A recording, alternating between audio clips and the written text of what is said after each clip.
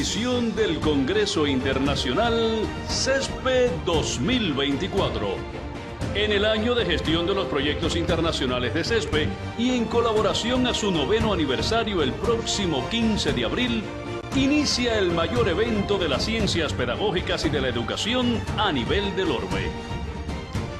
Con la participación de 28 países miembros y más de 50 instituciones de educación superior, así como otras redes académicas y asociaciones científicas, por 4 meses, de manera ininterrumpida, el Centro Latinoamericano de Estudios en Epistemología Pedagógica, Paulo Freire, convoca a maestros, docentes, investigadores, estudiantes, directivos, académicos, expertos e instituciones educacionales de todo el mundo a participar en un evento científico abierto, único de su tipo. Conscientes de que no cambiaremos el mundo, pero nos asiste la responsabilidad de formar las generaciones que pueden cambiarlo. Vamos por más.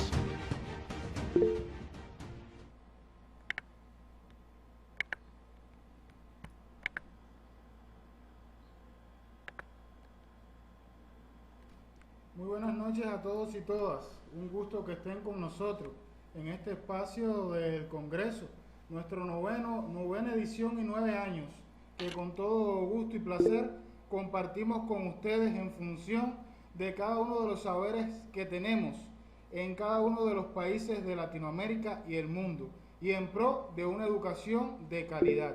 Vamos a estar la tarde-noche de hoy compartiendo una de las ideas que dejamos sembradas en una de las universidades con las que tenemos amplio reconocimiento en función de la alianza estratégica.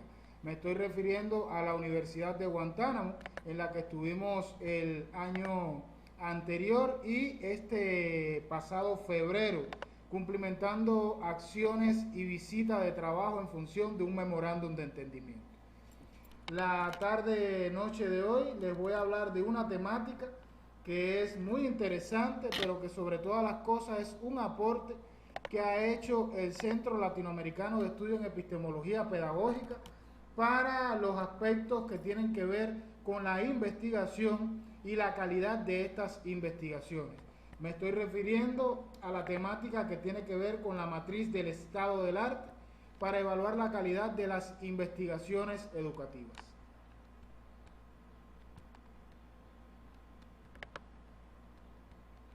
¿Me confirman, por favor, que se puede ver la pantalla?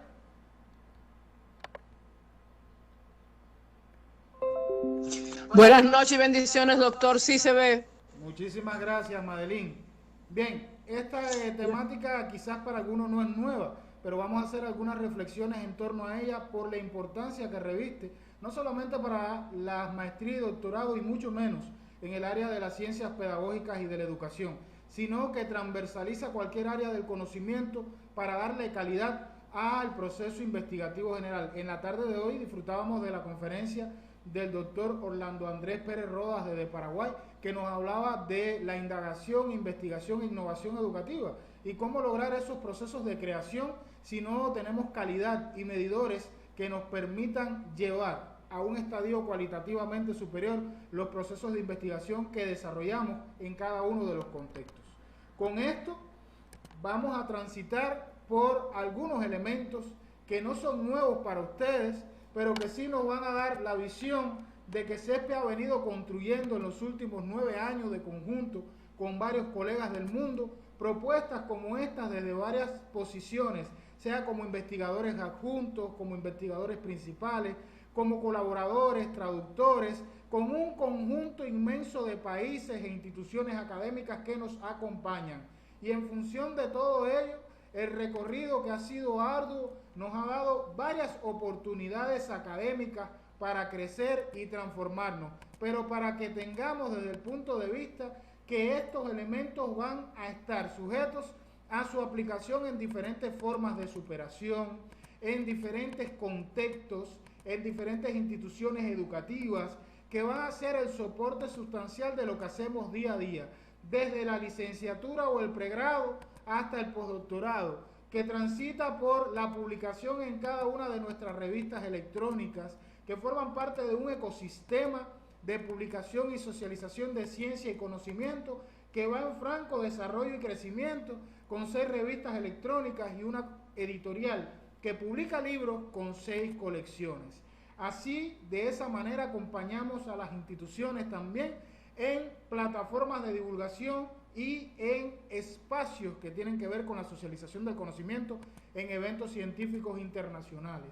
Y ello nos lleva entonces a la necesidad de buscar una herramienta que nos permita validar, cuantificar, medir con calidad las investigaciones y sobre todo el estado del arte como esa herramienta que nos dice qué tan actualizadas y novedosas son nuestras investigaciones.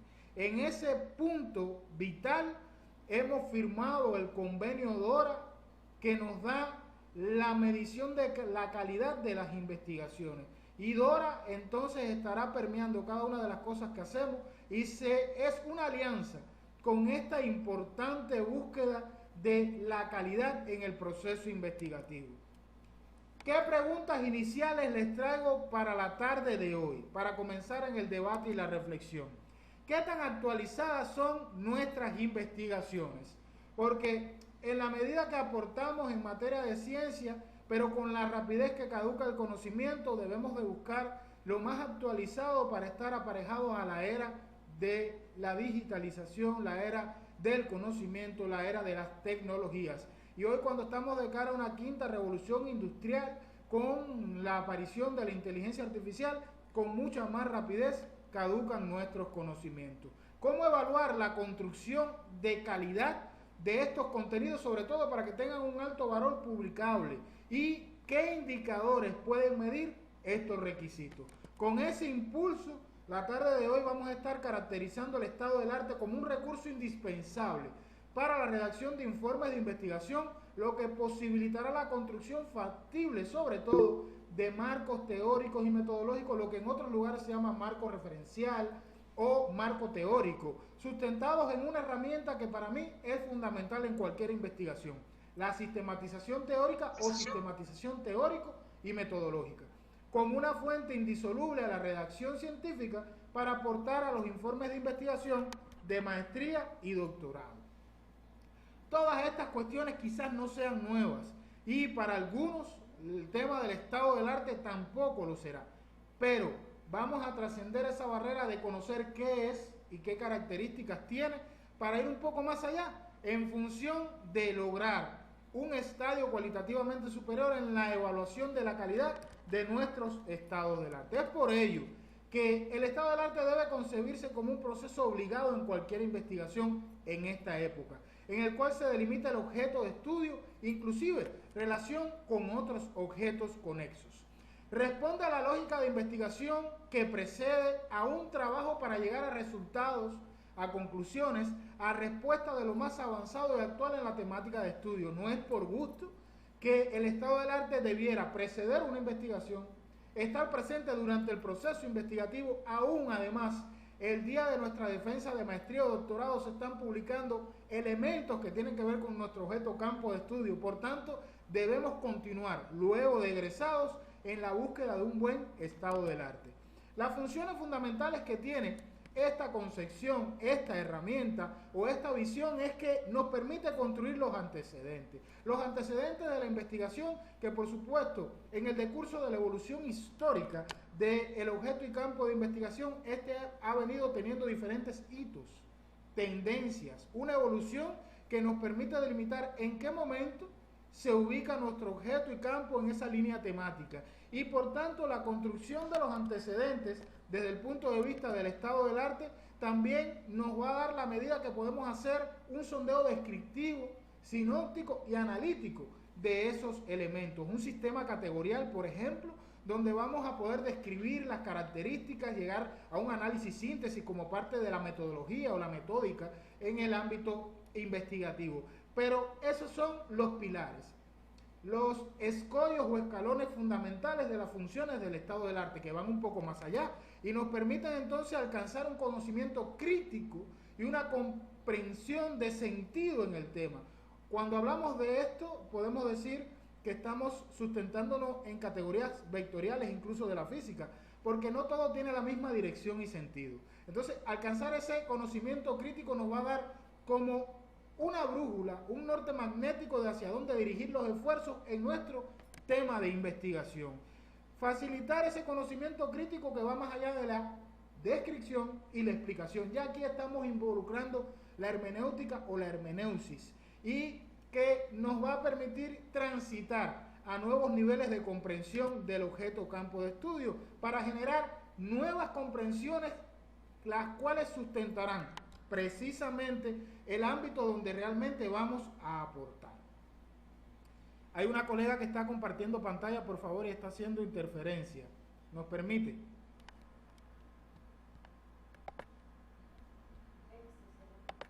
Lexi, por favor, deje de compartir pantalla. Muchísimas gracias.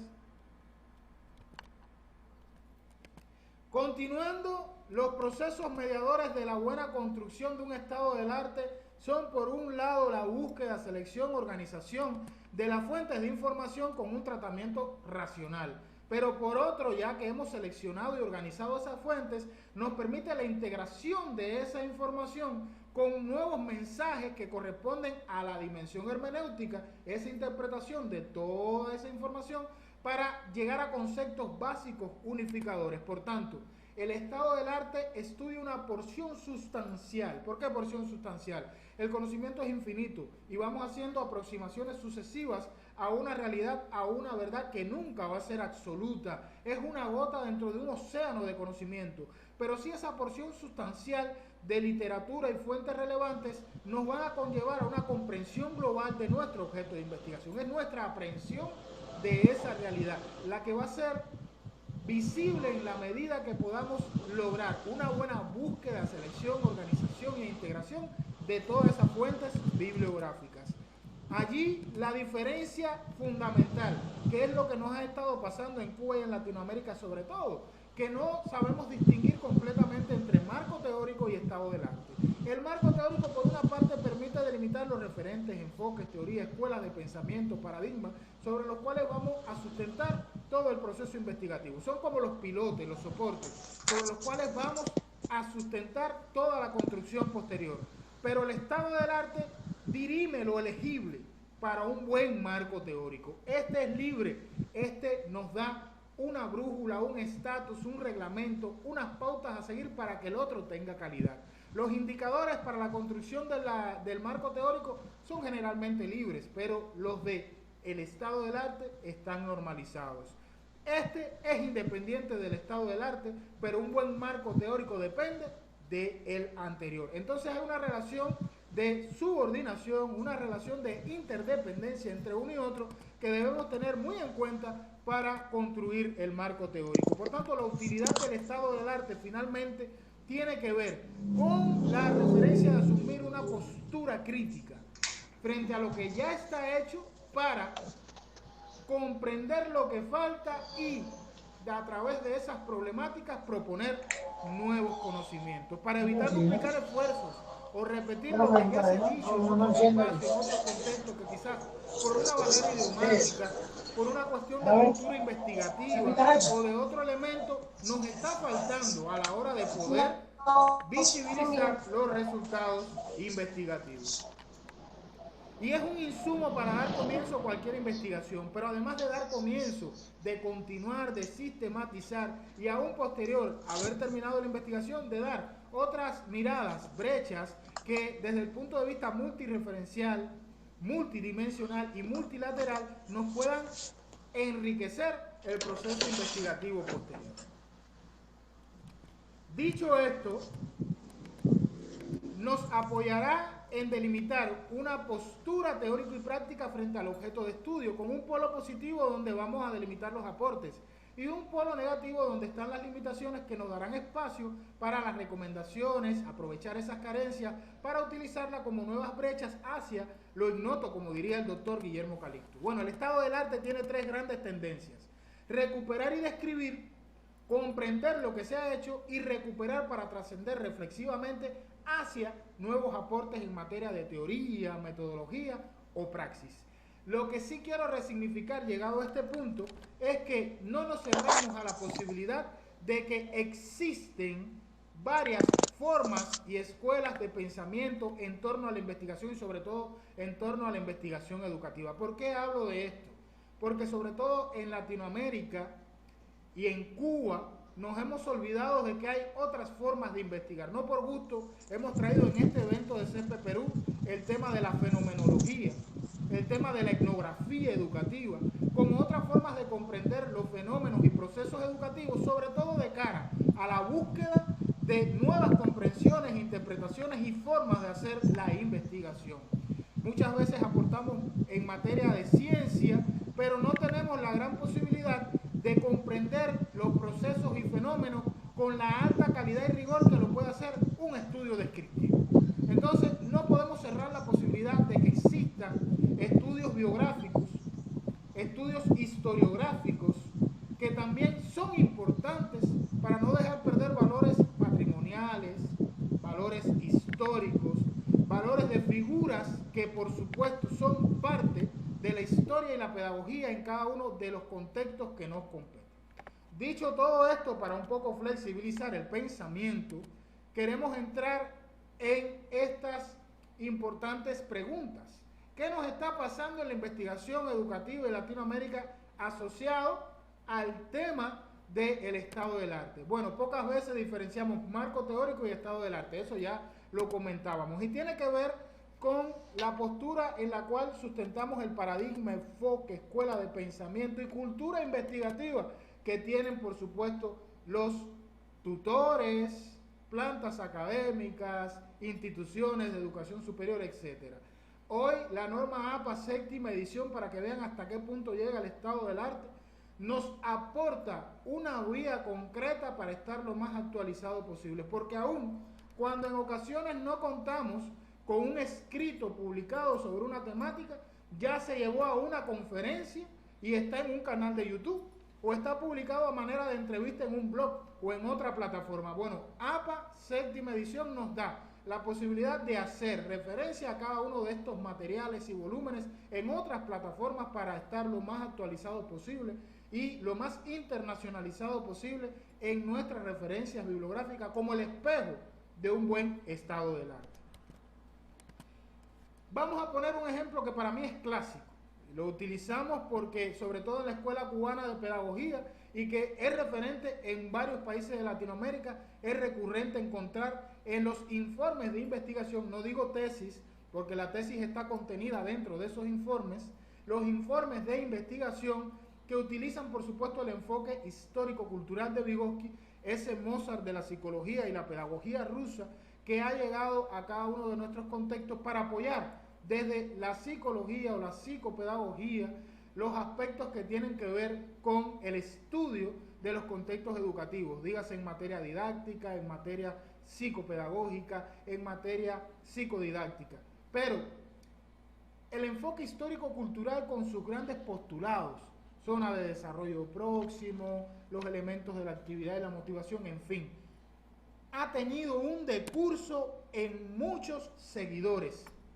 ¿Por qué entonces encontramos de manera recurrente en las investigaciones que se cita a Vygotsky y no a otro de sus seguidores o continuadores de su obra, aun cuando el objeto y campo se centra más en la obra de otro de los continuadores y no en la del propio Vygotsky? No estamos diciendo que no citemos al padre o al clásico, sino que tengamos una coherencia metodológica y epistemológica más cercana a nuestro objeto y campo de investigación. Allí el estado del arte entonces nos pone un bombillo rojo. ¿Qué tan consecuentes somos desde el punto de vista metodológico y epistemológico con nuestra investigación? Es carente la consecuente utilización de la sistematización teórico y teórico-metodológica como garantía de un buen estado del arte. A veces nos desentendemos de esta importante herramienta. Y eso tiene que ver con que estamos viendo la investigación como un proceso, pero no apoyado en ella, que es un subproceso, es parte de la organización, de los referentes y la bibliografía, que es flexible y aporta nuevos conocimientos. Con cada uno de estos elementos voy a poner otro que para mí es de los ejemplos clásicos, para que vean cómo funciona la sistematización teórico y metodológica. Uno de los elementos que se utiliza mucho en Cuba para el tema del aprendizaje, la enseñanza y la didáctica es uno de los aportes de Doris Castellanos Simons en el 2003, que es el aprendizaje desarrollador. Bueno, conocemos del aprendizaje significativo, del constructivismo y otras características u otras fuentes de conocimiento didáctico, pero en Cuba se ha venido trabajando con el aprender a aprender y con el aprendizaje desarrollador. Esto nos da la medida de que sí, es muy importante sustentarse en la escuela de pensamiento donde se está desarrollando la investigación. Y si hay una coherencia con el objeto y campo, muchísimo mejor. Ahora, ¿dónde está la cuestión? Vamos al mismo ejemplo. Doris Castellanos Simons aportó las bases teóricas del aprendizaje desarrollador, pero posteriormente esto fue evolucionando con otros aportes conexos de Silverstein, de Valdés, de Hernández, de Pita, de Batista en 2023, un elemento mucho más cercano a lo que estamos construyendo hoy, pero seguimos anclados en el postulado de Castellanos Simons, que fue quien dio luz a este principal aporte, cuando hemos visto el tránsito y el recorrido que ha venido teniendo esta postura en materia didáctica. Vamos a invertir la pirámide, quizás los postulados de mi objeto y campo estén más asociados a Valdés 2011 que a Batista 2023. Eso también puede suceder. Lo que estamos buscando es la coherencia entre los aspectos que tenemos que utilizar para que funcione armónicamente el estado del arte, para que haya una citación y equivalencia entre la temporalidad en el estado del arte, para que seamos consecuentes con los aportes y limitaciones que utilizamos, que darán luz a los elementos que vamos a contribuir a la teoría práctico-metodología con nuestra investigación, haciendo inferencia, una buena postura y la creación de esos nuevos contenidos. Investigamos para el hoy, para el presente, para la inmediatez, sin reconocer que el conocimiento caduca más rápido y que estamos desentendiéndonos de la universalidad del aporte. Esto es otro elemento que el estado del arte nos viene a recordar. Es fundamental validar que sobre todo en las tesis de doctorado donde se aporta, se contribuye a la teoría, el aporte tiene que tener un carácter universal. La práctica sí resuelve un problema contextual, pero sustentada en esa teoría. Porque si no tiene ese carácter de universalidad, como hemos estado revisando y viendo en los últimos informes de investigación de doctorado en algunos lugares, desafortunadamente, estamos perdiendo uno de los elementos que es un principio de la ciencia, que debe ser replicable, debe ser transferible, debe ser generalizable e introducido en cualquier contexto. Eso es un principio de la ciencia. Y los aportes a la teoría no deben carecer de ese elemento que viene a regir la ciencia como un elemento universal, como una forma superior del pensamiento. Allí nos vamos a dar cuenta de que la internacionalidad, la actualidad y la novedad finalmente del aporte va a estar sustentado en esa universalidad que tiene que tener la contribución a la teoría.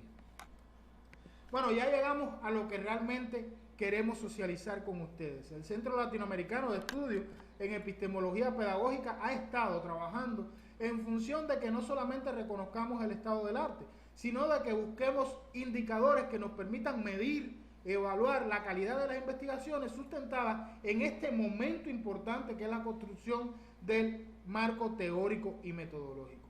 Uno de los indicadores es la temporalidad.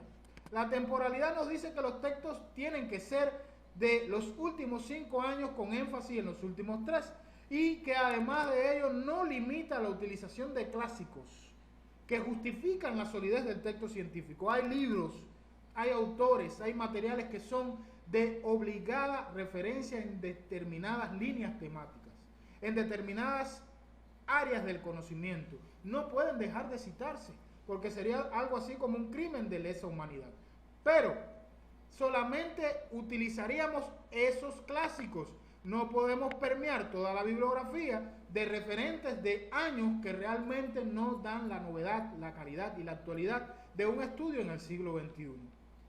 Con ello, transitamos hacia el otro indicador, la localidad, que refiere que debe existir un porcentaje válido que va desde lo internacional a lo local y que hemos estado encontrando en nuestras investigaciones, que se va a citar básicamente lo contextual, lo local, lo regional y lo nacional, y muy poco los referentes internacionales. Esto nos deja en una desventaja, puesto que los textos van a carecer de una riqueza que hace el entramado de lo internacional, pues ahí está lo multicultural, lo multi o paratextual, lo multifuncional e investigativo y lo multimodal. Entonces, la riqueza que nos da la localidad tiene que trascender lo local. Sí, hay que citar lo que se ha hecho en el contexto más cercano, pero hay que ir también a ver lo que se está haciendo en otros lugares y sobre todo con otros idiomas. Voy a poner un ejemplo de una colega que recientemente sustentaba un estudio sobre el perfil de formación de un docente en determinada carrera de nueva creación en Cuba. Y nos decía que hasta donde ella había revisado no encontraba un referente cercano a esa propuesta. Y en el tribunal se le señaló que precisamente en China hay una escuela similar que trabaja con la formación del profesional y el perfil profesional que ella está tratando de generar. Entonces fíjense cómo la diferencia de idioma a veces nos sesga en la investigación y no tenemos un buen estado del arte, lo que no permite que veamos más allá de lo que en la localidad se está generando. Bueno, la textualidad. La utilización de diversidad de textos científicos, porque debe existir un equilibrio entre tesis, informes, artículos, libros, documentos normativos. ¿Por qué razón? Si trabajamos solo con artículos, que es lo que de manera más frecuente y recurrente estamos encontrando en las tesis, usted está trabajando con una porción muy pequeña, ínfima y sintética de los resultados de una investigación. Pero si trabajamos solo con tesis, estamos desentendiendo, la profundidad que quizás tengan las monografías, los libros o lo que está estipulado en los reglamentos y en las normativas. El equilibrio de utilización de diferentes tipos de textos nos dará la garantía de una riqueza textual para que no se nos vaya a ningún lado de la balanza los recursos que estamos utilizando en la construcción del nuevo conocimiento. Y por último, no menos importante, la diversidad, que hemos querido introducirla dentro de los indicadores como parte de los elementos más novedosos y actuales que están atemperados con lo que hoy están exigiendo las principales instituciones de educación superior, los gremios académicos, los grados científicos y las plantas de cada una de las maestrías y doctorados, que es que hay que publicar en la Web of Science, en Scopus, en el primer cuartil o el primer nivel, como se conoce en diferentes contextos. Y nosotros abrimos el diapasón en estos indicadores. No solamente el primer nivel, el primer cuartil, WOS o Scopus. ¿Por qué razón? Cuando vamos a hacer un balance de cuáles son las áreas del conocimiento que más publican en WOS o en Scopus, no son las ciencias sociales y humanas. Cuando vamos a hacer un balance regional de quiénes son la mayor cantidad de revistas que existen en estas grandes bases de datos y emporios de la comunicación, no son las revistas latinoamericanas, no son las revistas de nuestra región. Por tanto, hay que buscar en otras bases de datos y niveles medios y bajos que permita abrir el espectro de lo que realmente necesitamos como región, como país, como localidad, como investigadores y mucho más allá, de cara a que nuestras ciencias se comunican y se publican de manera más frecuente en otros espacios que no son esos. Sí, tomar lo que existe allí, pero abrir el diapasón al resto de las bases de datos y niveles donde realmente se socializa el conocimiento que producimos día a día. Dicho de esta manera, la temporalidad nos va a decir que entre más actual, mejor. La ciencia se hace sobre la base de la propia ciencia. La localidad nos estará enunciando que entre mayor cantidad de países, mejor, porque de esa manera será una visión más rica, abarcadora y factible de una realidad contrastada, para que exista también multiplicidad de idiomas en lo que estamos construyendo, diversidad de culturas que aporten a nuestra visión del objeto campo de investigación y aporte que estamos dando. Y la textualidad nos estará hablando de que entre mayor sea el equilibrio entre los tipos de textos científicos, mejor, porque entonces revelará como indicador un buen análisis bibliométrico que no descarta ningún tipo de texto, de ser sintético, abarcador o monográfico. Y por último, el indicador que tiene que ver con la diversidad nos dirá que entre mayor equilibrio entre las bases de datos mejor, porque aun cuando la tendencia es que exista mayor cantidad de información del primer nivel o primer cuartil, el resto de nuestra ciencia y comunidades se comunica y socializa en el resto de los niveles en los cuales se publica. Dicho esto, vamos a la matriz. Tenemos los indicadores, tenemos el porqué de los indicadores, su utilidad y su funcionalidad. Necesitamos ahora la matriz. La matriz se sustenta en un procedimiento matemático muy simple e intuitivo. Se trata de hacer de algo tan complejo como lo que hemos tratado de ilustrar en poco tiempo, para validarlo con un instrumento que sea de fácil aplicación por cualquier persona, un estudiante de pregrado, un maestro en cualquier escuela, un académico, un catedrático, un ilustre profesor, para que sea de utilidad de todos. Ahí estaba el reto de la sección de epistemología pedagógica a la hora de construir esta matriz sobre la base del procedimiento. ¿Cómo funciona? Ven ahí que en la columna que está primando al lado izquierdo tienen los indicadores. Temporalidad, que me va a dar la actualidad de la bibliografía. Localidad, que me va a hablar de la diversidad de los contextos y de los idiomas. Textualidad, que me debe decir que hay un equilibrio entre los tipos de texto científico. Diversidad, que me dará la visibilidad que tiene mi estudio y la visibilidad con la cual estoy asumiendo las fuentes bibliográficas.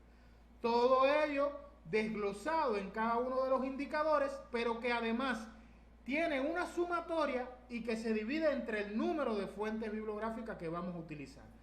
Eso me dará una calidad referencial alta entre el 100 y el 90%, media entre el 80 y el 70% y baja luego del 69% en manera descendente. Vamos a poner un ejemplo para que puedan comprender cómo funciona esta herramienta. Vamos a utilizar 10 referencias bibliográficas. ¿Por qué razón? Porque 10 nos es muy cómodo, 10 por 10, 100, y entonces tenemos un porcentaje que nos es bastante factible para ilustrar. Miren el ejemplo de esta investigación. Utilizó dentro de la temporalidad solamente de los 10, 5 manuscritos que estaban entre los últimos 3 años. Por tanto, hay un 50% de total actualidad en sus referencias bibliográficas. En cuanto a la localidad, utilizó, ¿qué cosa? 8 referencias de contexto nacional, que es lo más recurrente. Nos va dejando solamente un 20% de diversidad. En cuanto a la textualidad, utilizó 3 tesis, 5 artículos, 2 libros o documentos normativos, 3 por allá, 5 y 2 nos da un 3, entonces hay un 30% de equilibrio entre las bases textuales. Y en la diversidad, la visibilidad nos dice que ha utilizado 6 referencias bibliográficas del cuartil número 2 para un 60% en torno a la visibilidad. Cuando sumamos todo eso nos da 160 entre 4 indicadores, nos da un 40%, por tanto, el nivel o la calidad referencial que tiene ese estado del arte es bajo. Miren, de manera tan intuitiva, tan práctica, podemos utilizar esta herramienta para poder conocer hasta qué punto es la calidad del estado del arte de nuestras investigaciones. Pero vamos a poner un segundo ejemplo en un estadio óptimo o ideal. Tenemos otro investigador que utilizó 10 referencias de los últimos 3 años, un 100% de actualidad. En cuanto a la localidad, 3 referencias de Norteamérica, 3 de Latinoamérica, 3 nacional y 1 de otro contexto o idioma. Una muy buena diversidad en cuanto a su utilización para un 90%. Los textos, 3 tesis, 3 artículos, 3 normativas y otro, un 90%. En cuanto a la diversidad, cuartil 1, 4 referencias bibliográficas. Cuartil 2, 5 referencias bibliográficas. Y cuartil 3, una referencia bibliográfica. Hay una buena visibilidad y por tanto hay un 90%. Al sumar y dividir nos estamos encontrando entonces con que hay un 92.5% de calidad referencial, lo cual nos deja en un mejor estadio de la calidad de nuestro estado del arte.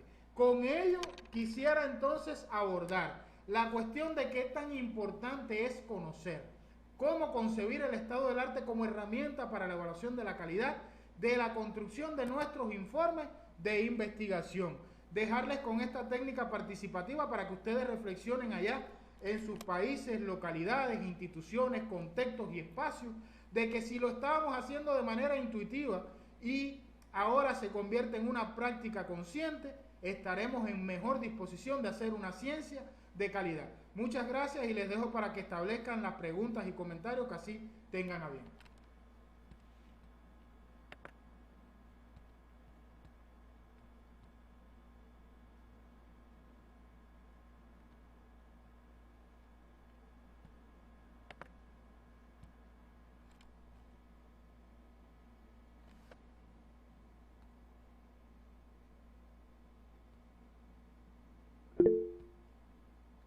Laura Muñecas desde Bolivia ha levantado la mano. Estimada, adelante. Doctor, muy buenas noches y muy buenas noches a todos los que están en la sala virtual. Agradecida por todas las enseñanzas, por todo el conocimiento que nos puede brindar, estimado doctor. Aquí en Bolivia también organizándonos de manera efectiva.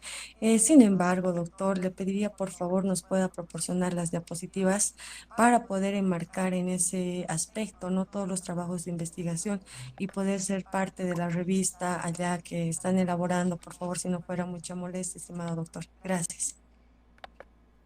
Sí, cómo no, vamos a hacer llegar los materiales de forma tal de que pueda ser socializado en cada uno de los contextos, sobre todo allá en la Universidad Unión Bolivariana, que es nuestra sede permanente en Bolivia, la sede permanente de CESPE, y usted que está desempeñando cargos ahora en la dirección de posgrado, le llegará la información para que pueda llegar a cada uno de los docentes y estudiantes en su contexto. Muchísimas gracias, Laura. Muchas gracias a usted, estimado doctor, y bueno, desde la Dirección de Posgrados de la Universidad Unión Bolivariana, siempre apoyando el trabajo de CESPE y ahora con una nueva dirección, vamos a enfatizar y vamos a unificar todos estos aspectos para un trabajo más efectivo en CESPE. Gracias. Gracias a ustedes. Otro criterio, intercambio.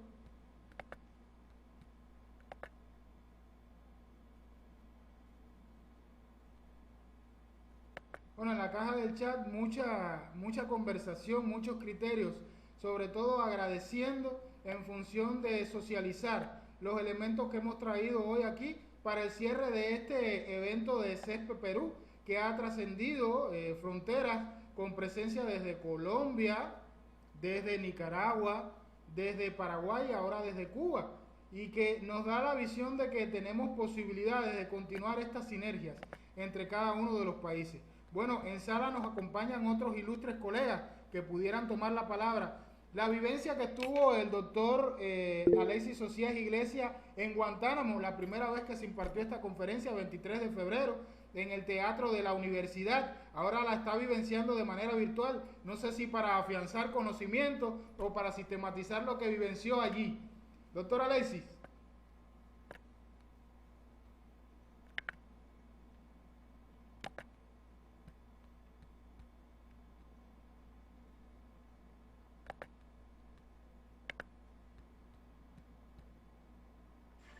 ¿Se me escucha, doctor Viltre? Perfectamente.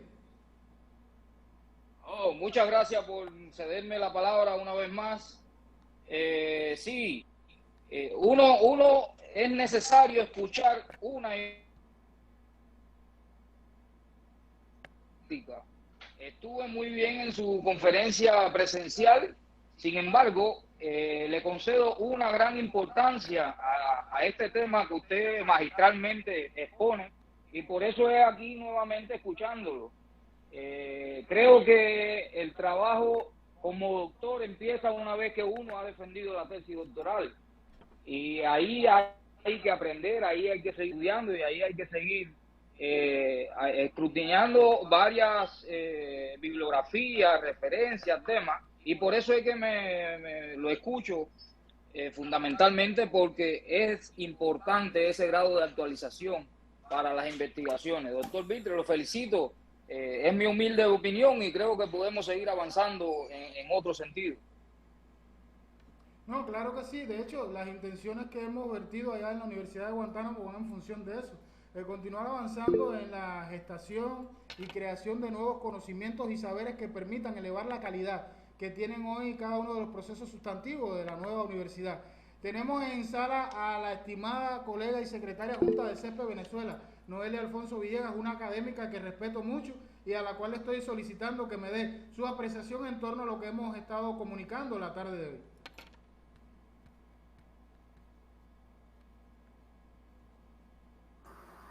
Saludos virtuales, estimado doctor Vitre. Bueno, usted como siempre muy asertivo en toda, y muy actualizado en toda la información que trae.